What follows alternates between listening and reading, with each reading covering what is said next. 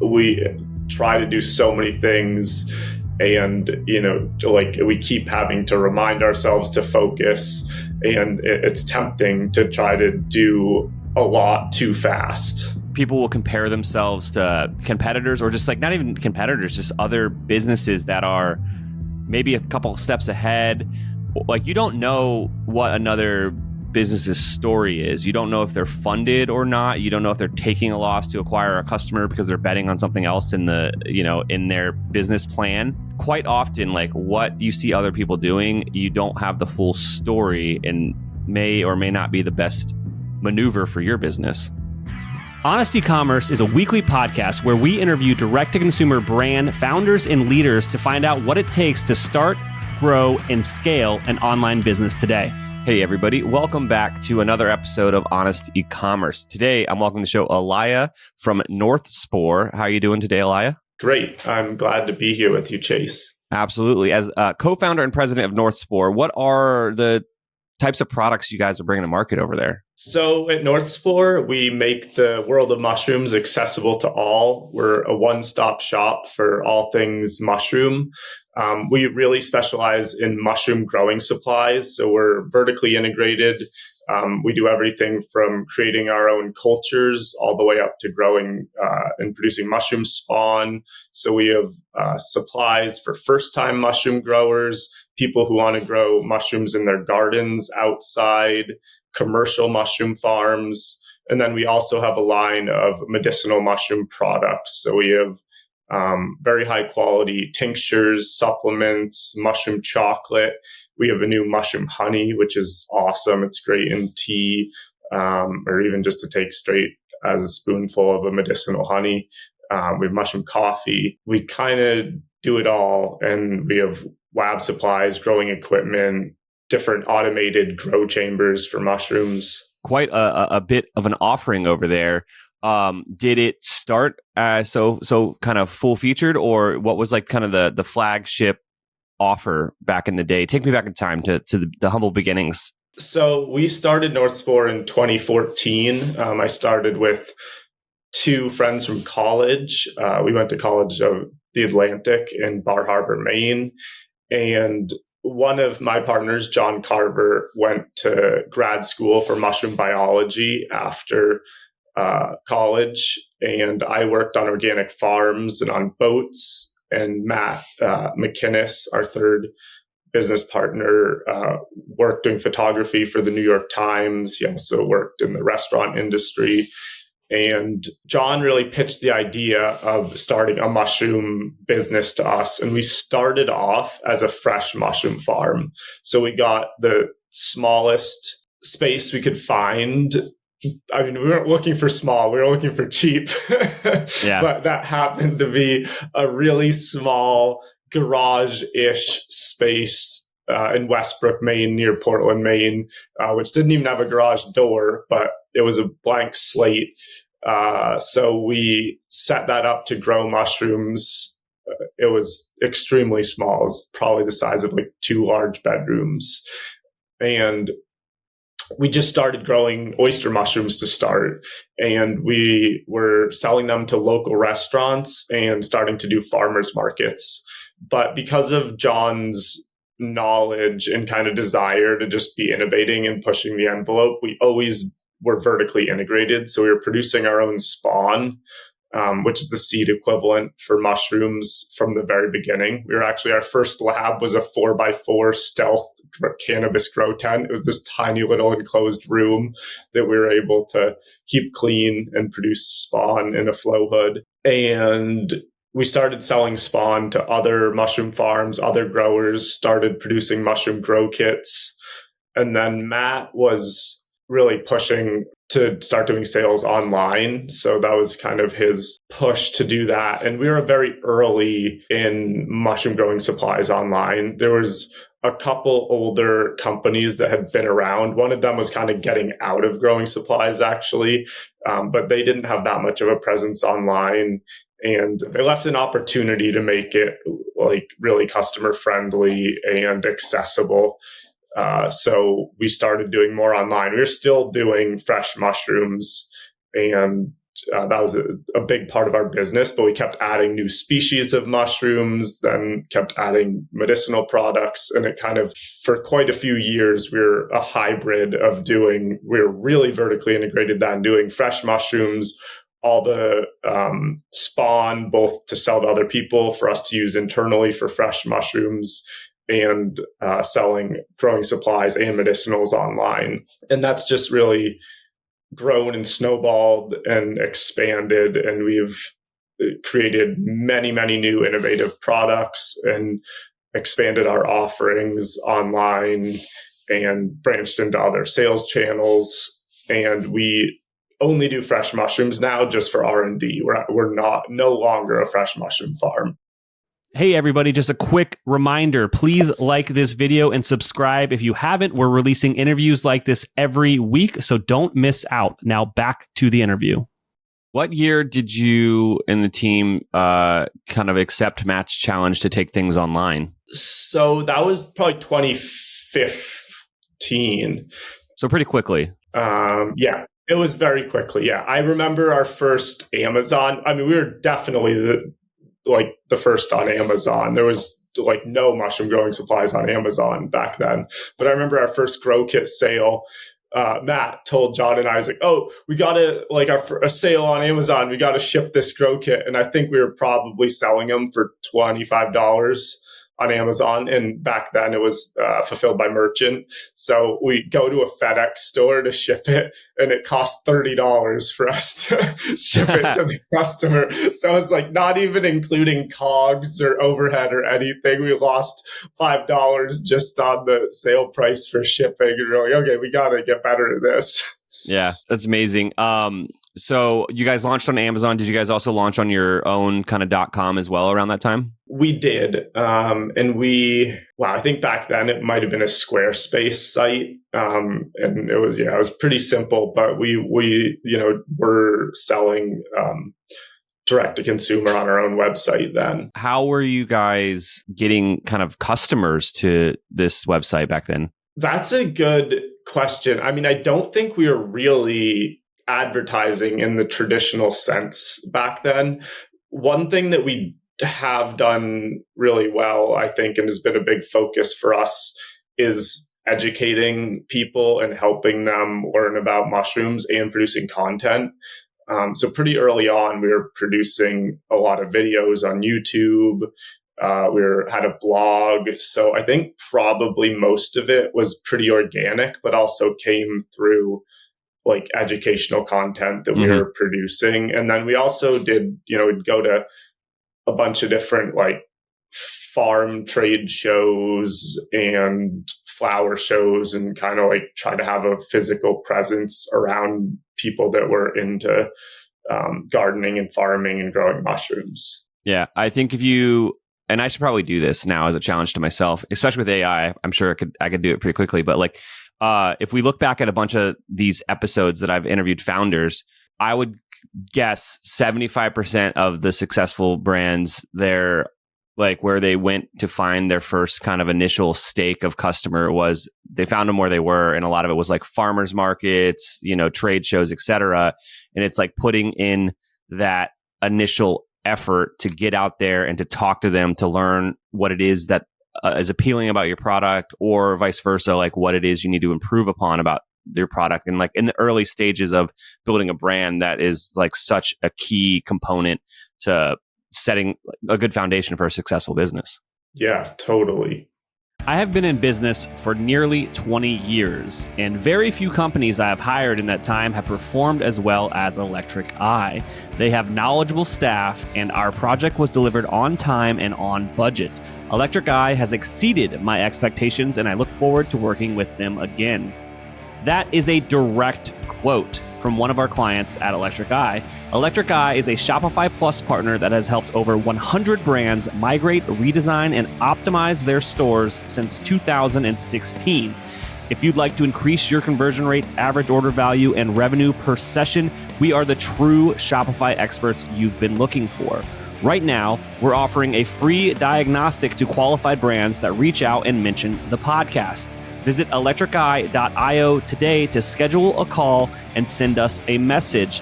Find out why we have over 50 5-star reviews in the Shopify Partner Directory. Again, that's electrici.io, electriceye.io. When you guys figured out how to actually accurately price your products, and now e-commerce is going pretty well. I do want to go back to something you said. You're like, oh, our traffic was organic, but we were producing this content. I argue that like producing content is, that is an activity that a founder can do to produce kind of results. So organic traffic is kind of this like weird source of traffic on the internet, and it's hard to kind of point it back to something, but you kind of almost said, well, it's actually because of all this educational content that we're putting out there. So, this show, the people listening to it, they are looking for like, what is it that I can spend my time on as a small brand to increase awareness about, and get more customers and get it out there. And you kind of just the two things that if you have nothing better to do, this is how you can get people to think about you. And it's producing content, especially educational content, and then going to where your customer is, trade shows or farmers markets, et cetera. And so I just wanted to kind of just parrot those back again and honestly just beat it over the head for some of these listeners that need to know, like, this is what you do. Yeah. You put in the work and that's how it happens. Just sitting back, building a website and hoping that someone ends up on your Shopify store. That's never going to work. Totally. And it's, e-commerce has only got more and more competitive and more nuanced now. So I think it's harder now than ever. And the barrier of entry has gotten less and less difficult. Like, you can spin up a Shopify store. There's a bunch of amazing themes out there. If you're if you're technically inclined at all, you can kind of do that. And then with the power of ChatGPT and AI, you can write your product descriptions and you can write, you can find a product that you think is going to win. But here's what most aspiring entrepreneurs overlook in that sense is that there's no differentiation, and it was arguably that easy for you. It's that easy for your competition. So what is that edge? What is the problem you're solving for your consumer? Those are the real challenges that a lot of people overlook. And so pivoting that back to North Spore, what do you think were some of those core problems you were solving for your customers that led to that initial traction and really helped you guys kind of get to that next level as a business? Yeah, I totally agree with what you're saying. I think now it's hard to cut through the noise, but it's important to cut through the noise. It's so easy to produce content that most content is junk. It's so easy to produce goods, having something co-manufactured. Most things are junk. And I think it's actually obviously Amazon is so dominant, but there's still you can pay for reviews. There's so much terrible products on Amazon that are very, very low quality, regardless of the reviews. People don't know what they're going to get. And when you read something, you don't know if you can trust it. It might, it might not be true. And so I think it's harder to trust quality and information than it used to be. And people should be more discerning than they used to be. So I think that when they find a brand that they can trust in quality and content, that is a powerful connection. And I think that we always really tried to create value for our customers and connect with them. And I think one of the value propositions we presented was the confidence to grow mushrooms. And that confidence comes from knowing you have a really good product, knowing there's a warranty, knowing that if you need to call or email someone, they'll get back to you and help you, knowing that the content they're producing is informative and will help you. It's the whole journey of that process. The brand is helping you with and feeling confident about that and knowing that you're supported where, there's a lot of other stuff out there where it's hard to have any confidence in it. Yeah. We do just a lot of CRO at the agency. And one of the things that comes up when we're kind of just analyzing websites, or even, customers will even say this, et cetera, is that those trust factors in if I have a problem or a question, how easy does it look to get a hold of somebody? And it's honestly, it's not even that they will. It's just, does it appear easy to get a hold of somebody? So that's something that we oftentimes are kind of telling people that they should look into. And you already mentioned some other trust factors that make things win. So the warranty, the ease of, getting a hold of somebody. So a phone number, especially, it is rare that e-commerce businesses have a phone number these days, but you would be surprised to, learn that, you could do a split test, and having a phone number in checkout or, prominently featured on your banners on your homepage, you'll see a lift in conversion. Typically, obviously, everything you got to test, but it's just those trust factors really go a long way to help ease consumer, fear, uncertainty, or doubt. Yeah, that makes sense. Now, looking back, obviously shipping a product for more than it cost is a mistake. But is there anything like looking back over kind of, you guys have been doing this now for over 10 years, any kind of mistakes that you guys made along the way that you could point back to and laugh about a bit, but be like, hey, like maybe you guys listeners don't do this? Yeah. Oh, we've definitely made a lot of mistakes, but learned from them. I think that especially if you're a small company, it is pretty important to try to focus on a niche, and because that's a place where you can build a reputation, really win at that, and be pretty clear on what the value is you're creating, how you're helping your customers, what the service you provide is. And if you go too broad, I think as a company grows, it makes sense for it to have a wider breadth, to reach more people, to have more offerings.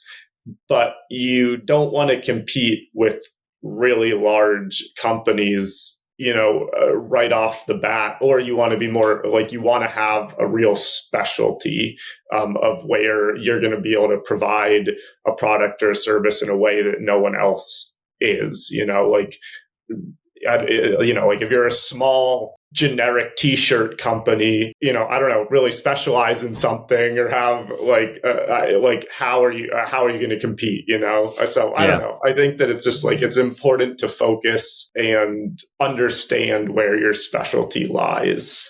Hey, store owners. Do you know how profitable your last big decision was on your Shopify store? Most testing tools make it easy to measure design changes, small tweaks, headlines, layouts, button colors. But what about the decisions that really move the business? Pricing changes, shipping rates, discount strategy, even new apps and tools. Those are usually left to gut feel.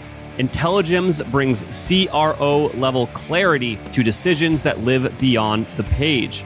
Brands like Ridge, Jones Road, and True Classics are using Intelligems to test pricing, offers, shipping, and more, and see exactly how each choice impacts profit. Momofuku used Intelligems to test multiple promotional offers ahead of Black Friday and identify the version that ultimately increased profit by about 28%. Mott & Bow used Intelligems to run structured pricing and offer tests that helped drive roughly a 30% increase in incremental profit. Dossier used Intelligems to run site-wide testing that resulted in about a 7.4% increase in profit per visitor across their store. They have a bunch more case studies on their website. I'm a big fan of Intelligems. We use Intelligems to test major site changes, new theme launches, and throughout ongoing CRO work. So when we are making decisions around design, pricing, offers, etc., we can be confident that those changes are actually driving more profit for our clients. So before you start changing pricing, promos, and major site experiences across your store all willy-nilly, you should probably test it first. If you're ready to decide confidently and grow profitably, head on over to intelligems.io. That's INTELLIGEMS.io and use code HONEST for 10% off your first 3 months. That's intelligems.io. Use code HONEST. And I think that goes beyond just your product offering. That's also, I see a lot of brands getting lost in their marketing efforts, getting lost in their channels, like trying to launch in Walmart, Amazon, their own Shopify store, TikTok shop, all at once, with 100 different products that are in 40 different categories. And it's like, that is a great aspirational goal to get to. But, perfect example, Amazon launched with books and that was it. And then they built their systems and then they expanded categories and then they opened it up once everything was, very well systemized. Then they opened it up to everything. But what I am learning from this show, and just go back to listen to other episodes, it's like successful companies usually start in one channel and then they start to add new channels. They start, on one marketing avenue and then they stick to that and then they start to add some more down the line. And then they start with one core kind of product offering and then they start to add more down the line. And the reason for that is if you have dozens and dozens of things going on, nothing is actually nothing's important anymore. And there is no clear next step to work on because your time is just so chaotic and spread out between all these different efforts. And so that's one of the best pieces of advice is just focus on one core offer for one core customer. We didn't even get to talking about the customer with one channel and one marketing avenue. And if you do that for a year, you're going to find traction. You're going to learn what you need to do. Yeah, I think that's really insightful and something we still struggle with. We try to do so many things and, we keep having to remind ourselves to focus, and it's tempting to try to do a lot too fast. People will compare themselves to competitors or just not even competitors, just other businesses that are maybe a couple steps ahead. You don't know what another business's story is. You don't know if they're funded or not. You don't know if they're taking a loss to acquire a customer because they're betting on something else in in their business plan. Quite often, what you see other people doing, you don't have the full story and may or may not be the best maneuver for your business. Yeah, I totally agree with that. I mean, I think competition is real and it's really important and something to pay attention to and really be aware of what your competitors are doing. But I don't think making assumptions or letting that affect you. We've had times where we've had a competitor come out of nowhere, kind of a startup or whatever, and be just completely outspending us on ad spend. And I know our marketing director, other people get really nervous, feels like market share is getting taken away from us or their ads are out competing us. And I mean, this is a pretty rough analogy, but I'm just because someone else is stabbing themselves in the eye with a fork doesn't mean I want to start doing that. Mm-hmm. And I've seen a lot of those customers go out of business. They might have raised money, but if they have a business model that is not sustainable, and they're just trying to acquire customers in a way that, if they don't have a long enough runway or they don't if they've never come up with a business model that works, they may never come up with a business model that works. So, find the business model that works and that you can, sustainably do and keep doing it. Most brands outgrow their legacy choices long before they switch. Bad platform decisions do not fail all at once. They fail slowly, then suddenly. First, it is one workaround, then another tool, then another integration that is duct taped on top, and eventually your team is spending more time managing the stack than actually marketing to customers. Eventually, rebuilding is less painful than staying, usually when it starts to show up on the P&L. That's when scaling brands simplify and standardize on Klaviyo.